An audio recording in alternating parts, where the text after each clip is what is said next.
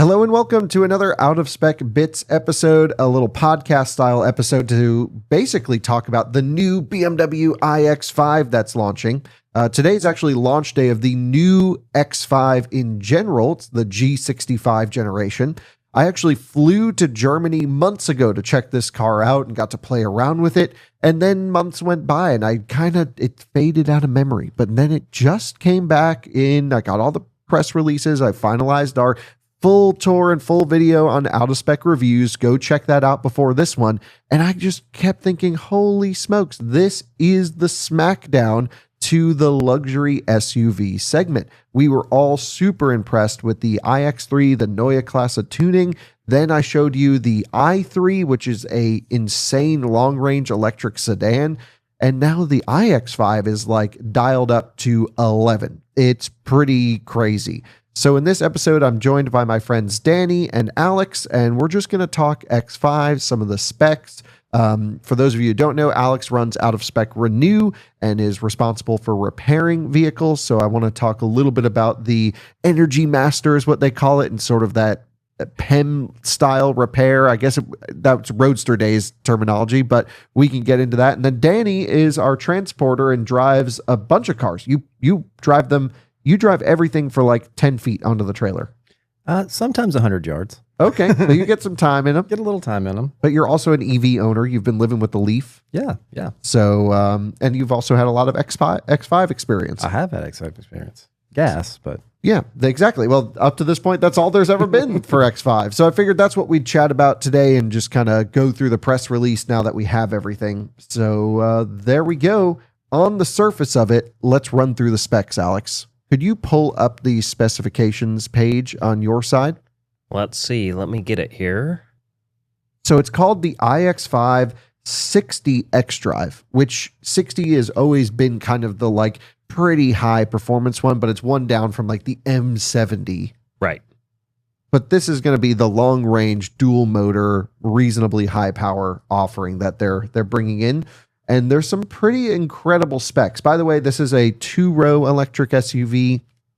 It'll compete directly with Cayenne, will be my guess. It's not going to probably have the driving dynamics or maybe even some of that Porsche feel, but the quality is right up there. I mean, I've sat now in both the Cayenne and this, and they're both unique. They both have their own character.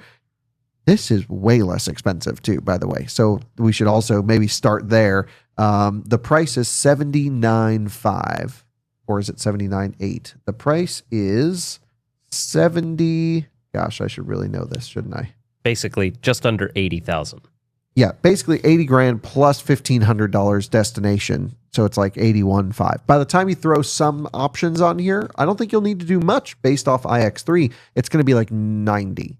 If you spec a Cayenne, it can get to like 150 real easy and 200 not that difficult either. And this has better specs, better EV specs than the Cayenne. So Alex, walk us through battery. Battery pack wise, we've got 141 kilowatt hour usable, right? That's the European. Oh, that's right. So the spec sheet that I have is for the European one. Right. Why? But this is the thing. In the US, it's 144. Yeah, don't know why that could be. So I've asked BMW about this, and they've always kind of just said, well, it's because of the way they rate the batteries in the discharge cycle here versus Europe. So just doing some sort of different discharge cycle, and it gives a different rating? I don't know. Doesn't really make sense, but... I guess so. But talking to them, because I really pressed them on the i7, had the same thing, and iX3, and they were like, nope. It is the exact same battery, the exact same tuning, the exact same buffer. Yeah. The only way to really tell is if William gets a car and we get a car. He's in Europe, we're here, and we run them in the same conditions, best as we can, from full to where they shut off, and see if there's any differences. See if there's any difference, if maybe they're doing some kind of firmware or software level massaging on the tuning, but they claim they're not, but it's possible. They were just like, no, it's a simple different way that you rate cars in US versus Europe, but this is the only automaker to quote different battery sizes, I think based off region. Maybe in Are they including versus not including like a bottom buffer kind of situation, maybe? It could be, certainly, but then you would think everyone else would fall into that trap. Yeah. Are you guys looking for an opportunity to drive off in a brand new electric vehicle and support a nonprofit fighting for a greener planet? Well, I've got the program for you. Our friends at the CCAN Action Fund are back with their 8th annual EV raffle program, and it is so much fun. I'm going to tell you why you've got to enter. Each ticket gives you 3 chances to enter, and the prizes are absolutely amazing. You could win in the first prize a Rivian, a Porsche, or a Lucid up to $115,000, which is a ton of electric car. The second prize is also awesome. Rivian R2, highly anticipated, or you could choose from a Volkswagen ID Buzz or a Hyundai Ioniq as well. And there's even a third prize, which is the fantastic new Chevy Bolt. Each ticket costs only $200. Again, 3 chances to win with each purchase, and you're supporting a nonprofit. What's not to love? I don't even know which one I would choose if I was able to win. So ditch the high gas prices if you happen to win, and you support a nonprofit along the way. It's a great opportunity to visit evraffle.org to enter. Thanks so much to CCAN Action Fund for sponsoring this video. They even cover state and federal taxes. It's a huge battery. So it's 144 kilowatt hours usable. We're in the US. We'll go with that number. Right. That is identical to the Rivian Max Pack. Right. That's crazy. It's a lot of capacity. This is a much more aerodynamic, streamlined vehicle than the R1S. Indeed. And it has the same size battery. So you would think it would go farther. Right, Danny? Yeah, I would think it would go farther, but... It does. Oh, good. Good. I thought you were getting me with a gotcha. I was like, oh, no. No, got you there. But it doesn't go that much farther. This is EPA range rated at 435 miles of range. But here's the difference. Danny, you've joined for a lot of range tests, like picking us up off the side of the road and helping us with stuff. You know, some cars outperform, some cars underperform. Correct. In general, the Rivians don't quite get up to their EPA range rating on the highway. They're actually not that bad. But in general, they just don't, at 70 miles an hour, reach EPA rating. I don't think a Rivian ever has. But BMWs consistently go significantly farther than their EPA range rating. And I don't know if they're just nerfing the car for the EPA test, because it should be a test that is objective and not subjective. But there's multiple drive cycles, there's tuning, there's tire choices. BMW could send their worst case scenario to the EPA, and then it's all based off of sales mix now as well. It gets pretty complicated. Oh, I bet that's it. Overperform. I mean, deliver and overperform. Or about reverse that. Reverse that one, but you're right. So I think this is if you were to run it in similar to like Rivian, where you're like trying to max everything out, it probably would be 460, 470. Yeah. That's pretty crazy. That's a lot of range. Yeah. And so Lucid Gravity is 450. Escalade IQ is 465. Right. So this is in the region. Lucid Gravity Grand Touring starts at around 100. I think Touring is like 80. But if you want the big charging, big range Gravity, which this is equivalent to, you got to spend more money for the Lucid. It's also a 3-row. Right. And the Escalade's like 130, somewhere, something like that. So this seems to be like for 80 grand, which is what a top spec Kia EV9 costs, which is kind of crazy to think about. Yeah. You're getting a 144 kilowatt hour battery pack, a 450-ish mile, let's say, real world range. We don't know that to be true, but you know, somewhere in that region. And 460 kilowatt charging. Yeah, that's wild. And this isn't just like, you know, Tesla peak and then fall off, like where they claim 500 kilowatts charging on Cybertruck. This holds probably, because it's the same chemistry as iX3, to around mid 30% region, just sitting at 465 or 460. Yeah. And fast. Yeah. And currently outpacing pretty much all of the current charging infrastructure that we have in the US. Yes, that's an interesting topic, because all of our chargers really are 400 kilowatt chargers. Tesla superchargers also will not deliver more than 500 amps to non-Tesla vehicles in the US. In Europe, they do. Yeah, that's a weird thing. So I think they're going to have to unlock the V4 superchargers, because BMW will have native, NACS. They have supercharger access. Now, it took them a while, actually. They were a slow one to adopt. But I think you'll be able to use V4 superchargers, which are very few and far between right now. A lot of people think they're everywhere, but it's the actual cabinet that's different to get up to the 460 on this thing. Yeah, I mean, how many V4s are there even right now? Maybe half a dozen? Yeah, under 10, around 10, somewhere around there. It's very, very few. So really, you're going to try to prioritize using 400 kilowatt charging, which will be Walmart, Iona, BP Pulse, that type of Alpitronic or ABB A400 stations for this. Right. And maybe it'll extend your charging time like 3 to 4 minutes. Yeah. At the most. It's not going to be a huge difference. No. So it's still going to charge great on those. But I think it paves the future for Iona. We've already heard they're thinking about other equipment and Mercedes and others to put in some higher power charging because, you know, the American brands certainly are not pushing charging performance. Right. Indeed. I mean, Lucid Gravity was exciting when it came out. It was, sorry, our lights turned off. We'll just wave around. We need to put a switch in this one, Alex. Yeah, we need to put a normal switch in here. I don't know why sometimes I wave my arms, it works, and sometimes it doesn't. Yeah. There we go. Thanks, Danny. Okay, so I don't know what Lucid Gravity, really exciting when it came out, 400 kilowatts. That was great. Now their BMW's mid-size electric SUV does 400 kilowatts with iX3. Right. The Rivians are capped at like 230. Right. That's and literally half the charging speed of this. Right. And less efficient. Right. So like a Rivian R1S is like 220. R2 will take 600 amps or more now. Right. But only certain equipment can do that, like Alpes. And that's where you get up to the 230 kilowatt number. So Rivian clearly doesn't care about fast charging.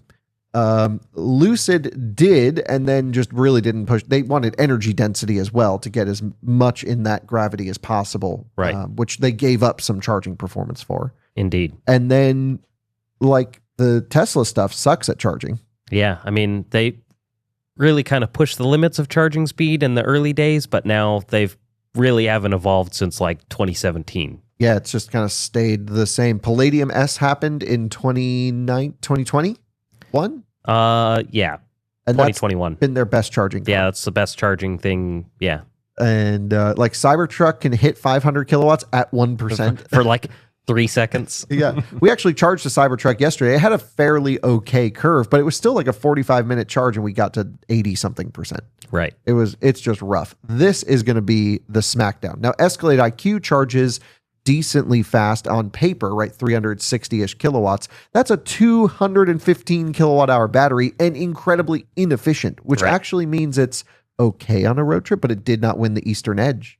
It gets thermally hot spotted. It's not actually the best road tripper. Right. So this, if we brought this on the Eastern Edge, I think it would have smoked the Gravity. Oh yeah. It really seems like this is going to be the smackdown. So for fast charging and long range driving, this is going to be good. Now, here's the thing, guys. A lot of people just drive around the city. They don't care about fast charging, right? Right. You can do that with this car too, surprisingly. Did you know that, Alex? Indeed. So you can just charge it at home and you don't have to fast charge it. But on the off chance that you do go on like a pretty cool adventure, it's just you're going to get there in like the same time as a gas car. Right. It can just do it. Right. Which is really cool. All right. So what other specs should we talk about? We talked 578 horsepower, 425 kilowatts. I think the US number is 570 horsepower, but in the region, that's fast enough. What else should we discuss? Maybe battery chemistry. Yeah. So battery chemistry seems like it's NMC and they're using a cell to pack, construction method. Yeah. So, where of course, basically the pack of the car is the floor. So the seats and everything are all attached to the pack. That seems to be becoming all the rage these days. That's becoming more and more common for a lot of different automakers. And that is similar to like i3 and iX3, but this is their tall cell. So they've gone from a 4695, I believe, to a 46120. Oh, wow. Okay. So 120 millimeters. Yeah, you're talking a cell that's you have your liquid death can. I mean, it's gonna look like one of these things. It's gonna be probably pretty close in size to that. I mean, 120 millimeters is almost 5 inches tall. Right. So that's it's a big sell. yeah. Now, it's important to note that this is their energy dense configuration. In future M models, BMW has already announced a power dense configuration. Okay. So it'll probably have a little bit less capacity. Less capacity, more thermal endurance, more charging, more output, things like that. Yeah. Because their M cars have to handle consistent lapping, Right. being electric. And I sat in a presentation about it, and I don't know what I can and can't say, but all I can say is you don't have to worry about thermals, is what they kept telling me. Just rip on it. Big charging, charge racetrack, and they're like, yeah, the M cars can just handle it. Yeah. And presumably it might be able to sustain the higher charge rates even better than the energy dense pack. Yeah, so it might actually turn out that the M cars with less energy density will road trip better than the standard ones because of the charging. Yeah, even though it might have a bit less range, it can make up for it with the charging speed, which we've seen with some of the Chinese cars. Yeah, a lot of the Chinese cars choose relatively small batteries that charge wicked fast. Right. And, for that market, that's what people want there. I still think the Western world prioritizes range. Yeah, everybody seems to want range. But this seems like a really nice blend of energy and power dense for their standard cell. I mean, you're still getting 460 kilowatt charging, and you're still getting well over 400 miles of usable daily range. Right. So that's pretty cool. It's an 800 volt system architecture. Do you want to talk about how that adds up? What do you mean exactly? Like cell count? Yeah. So yeah, we did a little bit of math behind the scenes here, and we basically determined it's 192S, which is pretty common configuration for an 800 volt system. Right. 192S5P. Right. It's got thermal jackets around the cells to prevent gradient temperature. I'm just surprised they fit that much energy in this car. Now, Danny, what do you think an X5 customer is going to do with their electric X5? It's important to note that they're also going to be selling alongside this a gas, a diesel, a plug-in hybrid, and a hydrogen model. So there's going to be 5 totally different powertrain choices in one car. You're familiar with an X5 customer. I mean, just normal people buy them. It's a one car solution for a lot of people. Yeah. What would you choose? What do you think most people are going to go for? With the new range, with the range being 400 plus, I think I'd go electric. Like, I think that's going to be the differentiator for the American market. Like, most families would say less than 300, less, 400. I don't know. Maybe what if we go here? What if we go there? Why don't we just get the gas, or why don't we try the hybrid, or what have you? But like, if you got all that and the speed of the performance of the charging, I don't see why not to go with the electric. Like, to be honest. Yeah, I'm kind of with you on that. I mean, it's just, obviously we're focusing a lot on the electric powertrain bits right now, but that it just seems to be, in the past, I would say, when you would take a gas car and make it electric, it always felt a bit compromised. Yeah. And even BMW's like last gen stuff like i5 and i7, those they claim they engineered as electric cars first and then put gas powertrains in them, but those cars never drove totally well. They had weird thermal issues, DC charge counters. Like, it wasn't a great electric car. Right. Definitely some compromises made. Yeah, and people love them. Like, I meet a lot of i4 owners that love their cars, and i7 people that just, use them as executive limos. But like, it's not a fully optimized, great electric car. This seems to be. I mean, it's all Neue Klasse stuff. So it's all vertically integrated. It has, their zonal architecture. So you have these ECUs to handle large portions of the cars. It's very similar to Rivian Gen 2 and how Tesla does it. It can support over-the-air updates to every module. It's like BMW woke up, felt like they skipped a generation. That's what I said when they did the iX3. Yeah. And now they're like... They're here now, though. They're here, and those cars have not launched yet. So iX3, i3 have not launched. This car will launch towards the end of the year, only a couple months after iX3. Okay. So iX3 is like September in the US, and this is going to be December. The Okay. nice thing is this is built right down the road in South Carolina. Oh, nice. Oh, dang. Yep. So Spartanburg assembly for this, Cool. which will also be good for some import tariff related topics. Right. Indeed. So I don't know exactly how that works with mineral sourcing, where the batteries are coming from. We probably should dig into that at some point, but it seems like it's going to be a really good US built electric SUV. That's kind of the smackdown. So any other specs we should go through? Probably not. It's got 15 point something kilowatt onboard charger, which is weird. 15.4. Yeah. Don't know what's up with that. Yeah, it's kind of a weird charging amperage that they've picked for that. But it does seem like for a pack that size, it does seem like it's kind of the right move to have better than 48 amp charging. Right. And that's a good thing to have, especially here at the office. We have dedicated 80 amp chargers here. And so this will be able to, roll up dead. And by the end of the workday, you're full to get wherever you want to go. Exactly. All right. So let's talk about more subjective style stuff. What do you think of how it looks? Well, I haven't looked too much at it. But let me flip this around for you. We need to get the TVs wired up. The podcast studio is not quite finished yet. I mean, I would say that it looks all right. I don't know if it would be my top choice styling wise, but it looks acceptable. Do you notice the headlights are like the Twitter logo? Yeah, they've got the whole X thing going on with the headlights. Yeah. You can shut off the one of the lines to just have so it's just like an angled. It'll be just a double slash in the same direction. Okay. Yeah. Which is kind of the BMW. Right. Yeah. But I don't know why they went with this whole X thing other than being an X5. Right. It's an X5, yeah. But it's also like we could just call it the Twitter 5. It actually does pose a very striking resemblance to the X logo, yeah. Yeah, it's pretty funny. You can see that there, Danny. Yeah, it's kind of, it is the Twitter logo. It is. So you could call it the X, formerly known as Twitter X5. Yeah, yes. Okay, that's the exterior. Let me show you the interior. Danny, come take a look at this here. The interior is sick. Okay, so you're into that. I'm into the interior, yes. So you can see it's got this big panoramic display that's below the windshield but above the dash. Totally configurable. You can put anything you want across this. Let me pull it up full screen for you here.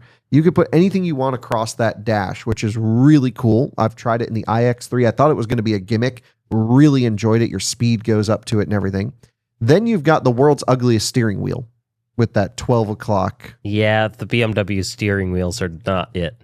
Yeah, that looks like it came out of Star Wars or something. Yeah, it's a little too futuristic for a car that shouldn't be futuristic. There you can see the panoramic vision display or panoramic. I don't really know. So it's like an extended heads up, kind of, sort of. Basically, yeah. It makes the hood appear a little bit taller, right? Because you're like, it kind of matches where the hood normally would be in your view. So you hopefully aren't losing road visibility space. But if you're a short person, you might. But it goes all the way across too. So all the way passenger side, everybody. That's right. So the passenger display is optional. I don't know what you get if you don't option the passenger display. Hopefully not just a black, piano black display or a cover, which would be terrible. Then the iDrive X system is basically the same out of the new 7 Series that we've shown and the iX3 and i3, and it's BMW's new operating system. I have a full video, by the way, if you're curious, meeting with the lead designers, UI experts for that system. Very powerful, a little clunky, a little bit confusing, I think. And it's missing some real key functionality that we expect from electric cars, which would be, if you ask any Tesla owner, like climate control stuff, or even Rivian owner for that matter, like the basic necessities of a keep climate function. Right. That's not time-based because you got a huge battery. Who cares? Right. Just let it sit for 2 hours, 10 hours. But when it reaches a bottom threshold, like 20% SOC or whatever, then you can shut it off. I mean, is that something, a keep climate mode that this has for 30 minutes? Does that bother you? Or yeah, that's not enough. I mean, minimum 1 hour. How can you even go into the store and out in 30 minutes? Yeah, I think e-tron was 1 hour. Okay. So Volkswagen Group does 1 hour, BMW 30 minutes. I mean, really no limit. You know what I mean? Or like you said, when it gets to a certain state of charge, then have it shut off. But no, what's the limit even about? Yeah, I don't know. I mean, you can send text notifications to your phone or app notifications. Hey, climate's on for an extended time. Tesla does that. Right. Just to remind you in case you accidentally hit it. But like, this is 30 minutes. It does not have anything else. Right. No camp mode, no dog mode. Yeah, it's a family car. That's going to be a holdback for some people. That's definitely a miss. It's kind of the make or break for me. I mean, people want to travel with their pets. They want to travel with, even sometimes if I run in the store and I leave Scott in there, like I'll just hit keep climate or hit dog mode so the car doesn't shut off and I just know climate's running. Maybe it's because we live in such a hot environment. Climate is of utmost concern to us. Right. And in Germany, it's a fairly temperate climate. And Germans maybe aren't bringing their dogs with them everywhere and leaving them in the car. But that I've like asked everyone at BMW, the project manager for this, the project manager for Neue Klasse. I'm like, guys, do you hate animals? And they're like, no, well, dog mode, we've heard about it. We know that's a thing. Maybe one day it will come. But, you know, the lawyers, that's the first thing I bring up to them about dog mode is, well, what happens when the dog dies? That's the first question that the project manager for iX3 asked me. Yeah. And I said, well, it's for sure going to die if you don't put this in there. So, you know, if other automakers can get through the legalness of that and you can do it properly, like we should do a video on what it takes to do a proper dog mode. But don't think in terms of fear, think in terms of convenience you can give to your customer. I mean, they literally have M cars that you can drift around the Nürburgring. What happens when you die when you crash? Okay, so like things happen. But give people the function. What do you think? Are they worried about it being liable if you have dog mode on and then somehow that fails and then the dog dies? So but at the same time, like you said, still, like it can send you updates. It can send you a text. There's like lots of ways to mitigate that. Yeah, exactly. There goes our lighting again, but I've actually just got it on the screen there. So we'll wave around. There we go. There we go. Nice. Yeah, we really need to get that sorted. Okay, so I mean, there's some just basic talk, mostly electrical talk about it. This car, we should talk about the motor since it's more of an EV focused show. Right. This uses their Gen 6 motor, which is an externally excited synchronous machine. Right. EESM. Yep, EESM, which BMW is the only one doing EESMs. I don't know of anybody else that does. So essentially the way this works is you have no magnets on the rotor, and it's not an induction motor. It's actually you excite the rotor through a brushed system. Right. And it basically, there's a little ring or some sort of interface material that will excite the rotor. And the benefit, and I'll let you talk a little bit more about this too, but the benefit is you can keep the magnetic field perfectly in line with the rotor at all times. Right. Which with a permanent magnet system, you kind of have to choose the speed range that it's optimized for. You'll get a ton of cogging at low speed. You'll get just a slightly out of phase type control at super high speed, which leads to losses and loss of power. Right. With EESM, you can be perfectly efficient and cut motor losses, especially for highway cruising, which is how they get such good highway efficiency. Right. Now, that's just the rear motor, silicon carbide inverter as well. Why don't you talk a little bit about that, Alex? Well, yeah. So, I mean, the EESM definitely, your big benefit is going to be the efficiency. There is the slight downside of potentially some maintenance with the brushes, but I mean, for all intents and purposes, the brushes are going to last a really long time. I mean, you might change them at 100, 150,000 miles, and I haven't looked into it, but hopefully it should be a pretty easy thing to service on the cars. If someone has an i4 or like an i5 or something with high mileage, reach out to us. I'd like to try that service process. Yeah, I should try and look up the service information on AllData and see what I can find about that process. Mm-hmm. From talking to their engineering team, it sounds pretty easy to do. Yeah, I'm sure it probably just has a cover plate that's removable and then just a serviceable brush assembly. That would be my guess. Mm-hmm. And so EESM in the rear, which is pretty good. We've always had thermal issues with BMW electric motors, though. Like driving them hard, the inverters tend to overheat real quick. Those were on the old silicon. They used to use IGBTs. Then they switched to silicon carbide. I haven't really driven one of those hard. BMWs are supposed to be performance-oriented vehicles. They need to be able to be ripped on. Even an X5, like the ultimate driving machine. Right. So, you know, that means, 99% of the time you're cruising to the store, the 1% you're out on track. I mean, maybe not in an X5, but we would be. Right. We live that one. So it needs to be able to handle that. And even just casual BMW owners, no track, they still want to kind of get a little route here and there on the on-ramp, getting on the interstate, you know. Right. And I've had like i5s overheat on back roads on me. And they recover real quick because it's inverter temp. Right. So hopefully this has that all sorted. In the front axle, they're using just a typical ASM or induction motor, which can basically just be shut off. Right. There's still gear train losses, windage losses. You still have to spin the whole assembly every time you're going down the road because there's no clutch disconnect. And that will hurt range a little bit. but to still get 435 miles of range with no clutch disconnect in the EPA cycle. Yeah, that's pretty awesome. I think it's 500 miles WLTP. So I think in the UK it's over 500 miles. Wow. Yeah. Do we know anything about future variants for rear-wheel drive or any other versions? It's BMW. So we know they're going to do every variant. There's probably going to be a depopulated version as well.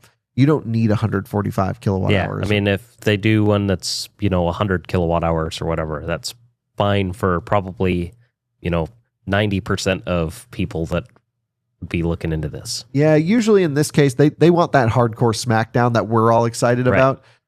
I would hope they would come out with a smaller battery option, save some weight, save some cost, especially in Europe. In the US, that may not come. We usually don't get the small battery options. Yeah. And I'm trying to think if i4, they did bring the small battery here. We got the 35. Okay. Yeah. So it's possible that it will come here if they do it. And I hope that they do a real spicy X5 electric. Yeah, that'd be cool. Yeah. So like they did that with iX M70. Literally one person bought one, probably, maybe.